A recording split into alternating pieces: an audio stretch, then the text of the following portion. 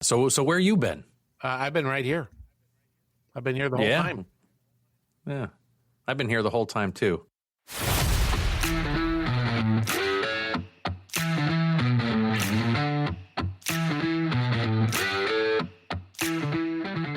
What is financial sobriety?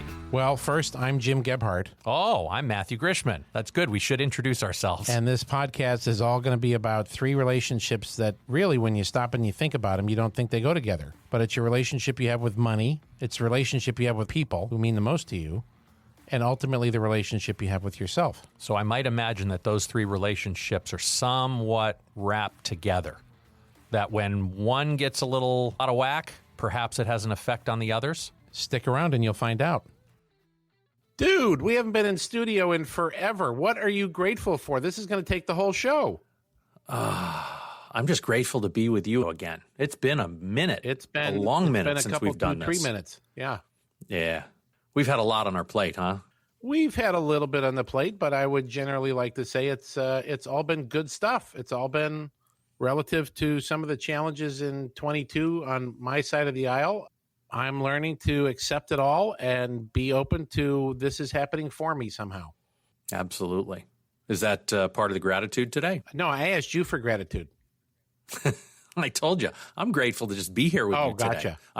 I'm grateful to be on the north side of the dirt, my friend. Nice. I'm grateful to be upright and breathing fresh air. I'm loving this cool, unexpected May non-Memorial Day weekend. Oh, fabulous that it's not 112 degrees.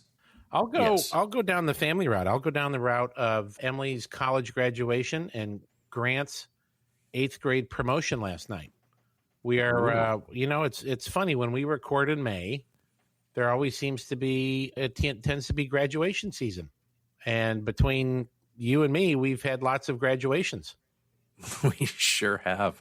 We should talk about that a little bit. How was promotion last night? It was delightful. They had about 400 kids they were trying to move through the sausage factory, and they did it with lovely efficiency. We were able to celebrate Grant and had his sisters in town, and it was awesome. Holy crap! You have no more middle schoolers. We have no more middle schoolers. We're one minus in college now, so we're down to one high school and one university. Wow. That's the least amount of education institutions you've had to pay attention to ever. Yeah, and as much as there's a lot of happiness and celebration around it, there's a little bit of sadness because I really enjoyed my carpool years. I found the carpool experience to be very enlightening. And the bigger the carpool, the better, because there was more chatter, there was more information. It was like just I had my finger on the pulse a little bit more. And then they go to high school and so you're done. You're kind of done. I don't know as much about what's going on. Yeah. Well, and no more middle schooler means no more in the know. Well, it's going to be a very, very fun ride because the high school experience goes so fast. Once they get the driver's license, at least in my experience, it's like, whew, it's going to be a lot of fun. Grant, I think, is ready in some regards. I know he's not ready in other regards, but it was really fun having, as I was texting with you yesterday, we don't get all the birdies in the nest very often. And we did it twice this month for Emily's graduation and now Grant's. Both of the girls were able to come home and celebrate him, which I thought was really cool. That was not mom and dad dropping the hammer. That was both of them suggesting, hey, could we come home could we do that? Oh, yeah. Great idea. Let's go. That's awesome. You think time starts going fast when the driver's licenses show up? Wait till you see how fast time goes when the pilot's licenses start showing up. Yeah, I need one of those. And I don't mean the pilot's license. A pilot. The pilot? I want a pilot, yes. And not a Palm pilot either. I'll add, we'll continue on with gratitude by expressing a little gratitude for how I got to celebrate my 51st birthday here this week. Miles, speaking of graduations, earlier this year, graduated from flight school. And now he is a certified flight instructor capable of taking his dear old dad and anybody else who would like up for a ride in a little single engine, something like a Cessna Skyhawk kind of flight. Pretty much. he tried to do some of these like hard mank turns, these 30-degree, 40-degree kinds of turns, which, Is it really that cold up there? oh, it's freezing up there when he's doing a 40-degree turn to the right. That'll get you puckered. But the gratitude I have in spending the birthday up in an airplane with my boys, going to a golf course, spending a little time on the golf course, it was a delightful day, but very, very cool and very proud papa to see my son in this place. When, I think back to when we first started recording the podcast in that very first summer When the where earth we was did our cooling? very first, what's that? When the earth was cooling? Yeah, back in the days of Methuselah, exactly. We did Teach Your Children the very first summer, and to see where Emily and Grant and Jack and Grace and Miles and Lucas and the progress that they've all made since we first started our very first Teach Your Children summer series, it's awesome. Yes, it is. And what was the other part of your birthday that you particularly appreciated? It had something to do with underwriting. The fact that I didn't have to reach into my wallet for a nickel of the day. It was something I wanted to. In fact, it looked like it was going to be quite the expensive day, and my boys said, absolutely not, Dad. We got this today. But, the dad in me, the fixer in me, didn't want to see my boys have to lay out that kind of dough for a few hours in an airplane and an expensive round of golf. I wanted to pick up the tab, but something in me said there was maybe a gift in letting them do that, in letting them pick up the tab that day. Besides the people around me like you and Terry and Allison and everybody on the team were like, don't you dare take that gift away from your children. Let them buy their dad a birthday. And so I did, and it was wonderful. So there was no spilkus over that. Yeah, well, inside, sure. But how often with me do the outsides and the insides match? Well, that's what we're working on. the outside. I think we're 97 episodes into the show on that. Right. Yeah, I mean, on the inside, there was a little spilkus on that. But I let it go throughout the course of the day. And I think at one point I might have bought a dozen golf balls for the outing, but that was all I reached into my pocket for. How about it? Yeah, it was special. And then, to see where Lucas is at this point. I mean, when you and I was re-listening to some of our Teach Your Children episodes from the last couple of summers, just kind of hearing the stories of where our children were back then, and hearing where Lucas was when we first started recording, a little bit lost, a little bit unsure of himself. Freshly graduated from high school. Right off the heels of the pandemic, and really not sure what tomorrow was going to look like for him. We just brought him home from his first successful launch. He lived and worked the entire winter in Mammoth Lakes, California, supporting himself, paying his own bills, not once asking us for $1 of support. It was so fabulous to see him successfully do that. We brought him home this past weekend for the summer after being gone for 7 months, and he came home with more money than he left with. Maybe you and I should try that. We take the show on the road for 7 months and come back with more money than we started with. Right? I love that idea. We could learn something from our children. That's an extraordinary first crack at independence. Yeah. In my conversations with Emily over graduation weekend on, what are your observations here? What's your big look back or your big aha? And to the point on Lucas, she is still overwhelmed at the level of independence that came with going to school to begin with, that you're on your own, sink or swim, whether you want to get up and go to class, whether you don't, whether you want to eat lousy or make your own food and make your own good food or make your own bad food or stay out late or whatever it is. And for kids like Lucas and Emily to successfully, right out of the chute, have that kind of freedom and independence and responsibility, and to be able to do it without a lot of, I'll say, interference from the parents. Sure, there's moments, and sure, there's low points, and sure, there's stressful, scary stuff that, sure, as a parent, you're going to want to step in and have a couple of sentences on. But that is awesome for Lucas. And what, in your observation, now that he's been home a couple days, do you notice anything different? Do you see or feel or sense a greater level of confidence in him or his own capability, or is he matured in a way, or what's your takeaway?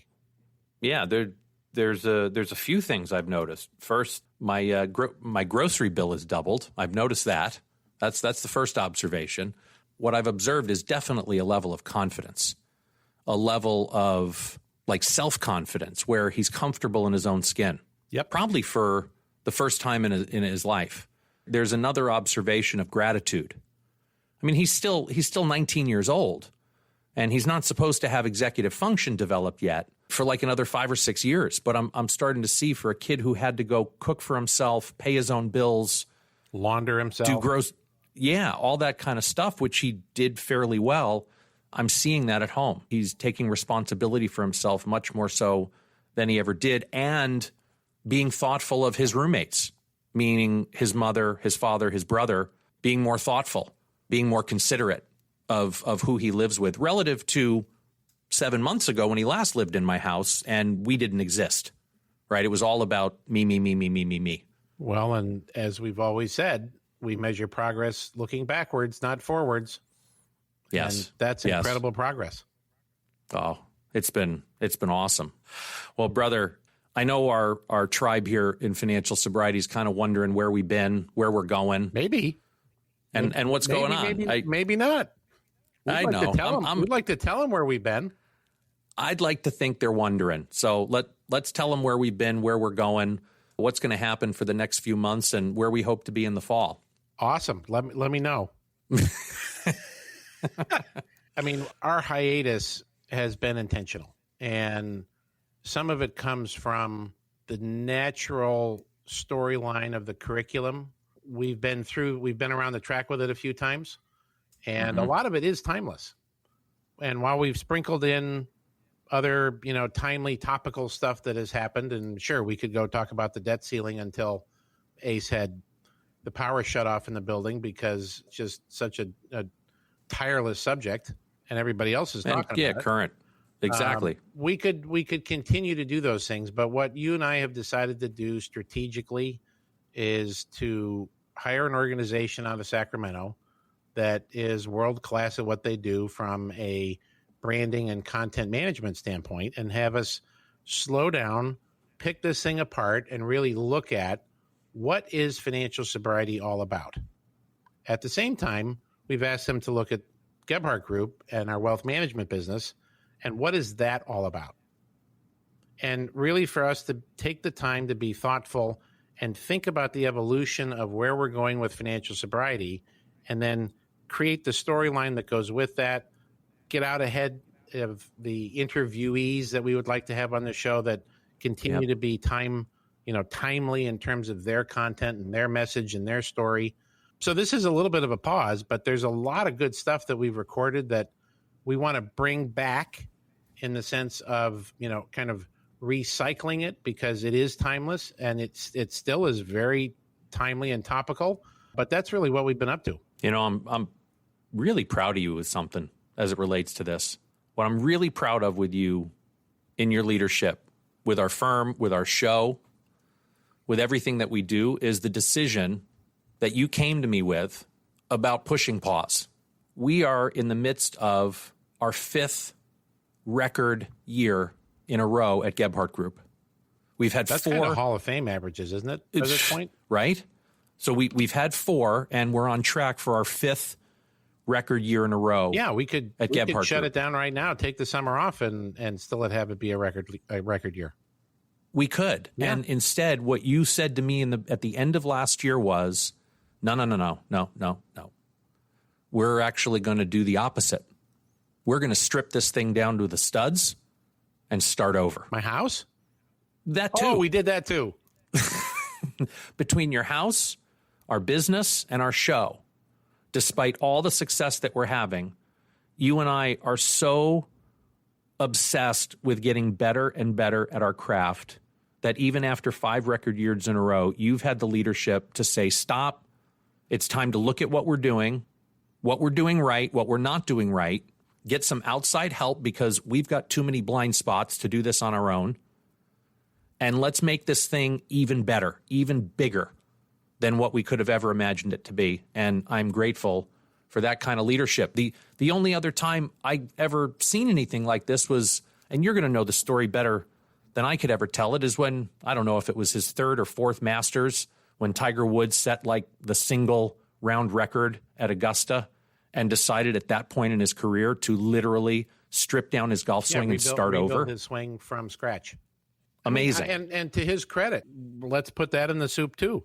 I mean, those kinds of examples are where some of this thinking comes from me. Some of it comes from my time in strategic coach. Some of it comes from seeing other businesses that, but it goes to, and thank you for the lovely compliment. But it goes to this concept that we want to kick off the summer series with again on the sense of graduation and arrival, the sense of halftime, right? We're rounding the corner here till halfway into 2023. Are you frickin' kidding me? Right. What? Halfway there already. I feel like saying like Happy Valentine's Day, not Happy Memorial Day. And as I re-listened to some of the old episodes and I talked about the pace of change that keeps coming, and here we are 3 years later and it keeps coming faster. So in that constant quest of a growth mindset, in the constant quest of being the lifetime student, in the context of wanting to get better at our craft, the summer is the perfect time for that, right? Everybody else is slacking off, for lack of a better phrase. And I don't want to do that. Vacation. Summer, right? Vacation. Yeah. You don't have to work hard. It's summer. Right. Now, to my friends in the Northeast that deal with this season called winter, I get it. I get it. I lived it. I spent 23 years there. And this July is my 30th year in California. So I get that summertime kind of, fun, let your hair down. Let's not grind so much. I get it. But you and I believe a little bit different in the context of let's use that as an opportunity to reset. Let's use that as an opportunity to refocus and get better. Because like we've talked about on the show probably way too many times with the concept of autopilot and Miles, not that he can use autopilot yet, but he will when he's flying the big boy planes. Oh, you better believe he can. He's got autopilot on one of those little Cessnas. Does he really? That's awesome. Yes, sir, he does. Yeah. So, we're off course 99% of the time. And I know in my life, I've gotten off course in fitness because I've been so darn busy between what we're doing at the office, what we're doing with the house remodel. My nutrition has slipped. I've let that, I don't even know what it is, but I like it. Gluten. Ooh. Gluten has slipped back into my nutritional components, and it's not good for me. It's not good for me. So, I can't help think about how many times my mother talked about the concept of R&R. So are you going to R&R it this weekend? And be like, Mom, we have 4 children. They're under the age of 10. There's no R&Ring. There's not going to be any R&R until about 2035, right? And she would ask me like every weekend, so you guys going to R&R it on this long Memorial Day weekend? Yeah, for like 6 minutes maybe, if I lock the doors and I go grill by myself. But I do. I have gotten away from the simple concept of hydration. I need to rehydrate. I don't drink enough silly water. As simple as these things are, they're foundational, right? I mean, if I'm dragging around an extra 10 or 12 pounds and I'm eating gluten that's going to keep it there, and I'm not hydrating to flush it, and I'm not getting the rest that I need, I can't be at my best. And that's not good for anybody. Well, good for us for resetting and rebooting. Here we are in the month of May, where we're going to go forward from here is we'll be back every now and again with some new content over the course of this summer as current events are happening. But as far as getting back on track with the show, I'm anticipating sometime this fall, our tribe should be looking forward to hearing the all new financial sobriety from Jim and Matthew. But in the meantime, what we'd love to leave you with is let's bring back an episode from a couple of Mays ago where we had our good friend David Woods Bartley in studio. May, after all, is Mental Health Awareness Month. And if just one person listening can get something from our good friend David Woods Bartley and the 2 incredible sessions we had with him in studio, then it's worth replaying those here as we come into Memorial Day, wrapping up the month of May, Mental Health Awareness Month. I can't think of a better way to kick the summer off than having David Woods Bartley, our good friend, back in studio for a little replay action. I'm such a big proponent of his message, and let alone in the context of Mental Health Awareness Month. I seem to have more conversations with what little I've done on social media with regard to this, and friends in the community. I was at a memorial service the other day, and a dear longtime client, and she passed away unexpectedly at 60, actually 59. And an acquaintance of mine came up to me and started sharing and opening up his heart to me on his stepson's journey with schizophrenia.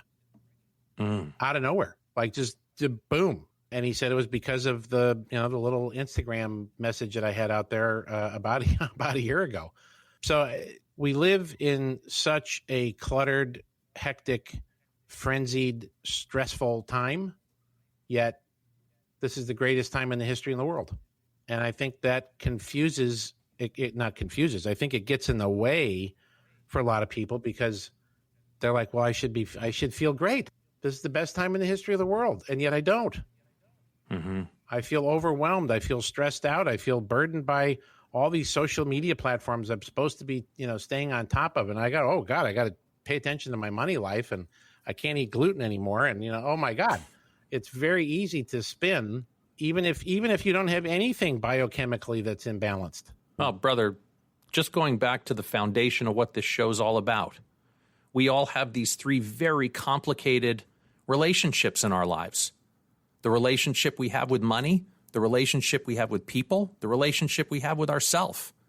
And when you look at what's happening in our world and what's happened the last 3, 4, 5 years, to think that at least nearly everybody I've met has had some stress or some struggle inside of at least one of those relationships, and what that's done to impact their mental health in a negative way, I feel like we're doing our very best to try to turn that boat, bring more awareness that mental health is something that affects every human being, that every human being needs to be a steward of their mental health. And I couldn't be more proud of the work we're doing, nor honored to be in this foxhole with you doing it.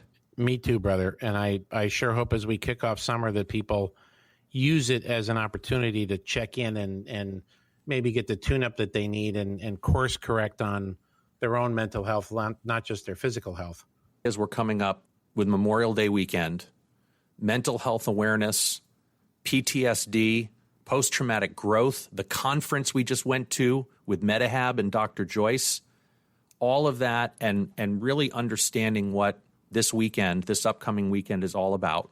Being grateful for the men and women who serve our country, who have lost their lives, and for the many who are still with us today who suffer from the post-traumatic stress that comes with what they've seen, what they've experienced. You and I both have people very close in our lives who've served, who have PTSD as a result of their service.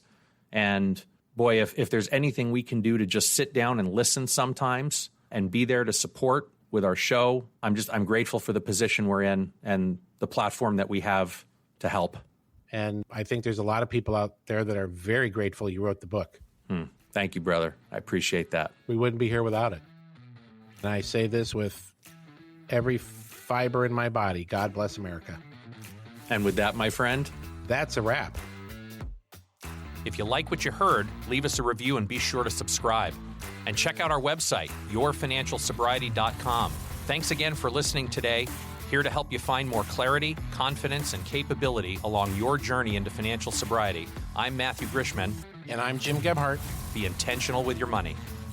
Jim Gebhardt is a registered representative of and securities offered through Brokers International Financial Services, LLC, member SIPC. Jim Gebhardt and Matthew Grishman are investment advisor representatives of Gebhardt Group Incorporated, a registered investment advisor. Brokers International Financial Services, LLC, and Gebhardt Group Incorporated are not affiliated. The opinions in this podcast are for informational purposes only and are not intended to provide specific advice or investment recommendations. To determine which investments or financial advice may be appropriate for you, consult a financial advisor prior to investing. Any reference to market performance is based on historical information, and there is no expressed or implied guarantee of future performance. Opinions expressed on this program do not necessarily reflect those of Brokers International Financial Services, LLC. The topics discussed and opinions given are not intended to address the specific needs of any listener. Gebhardt Group Incorporated does not offer legal or tax advice. Listeners are encouraged to discuss their financial needs with the appropriate professional regarding your individual circumstance.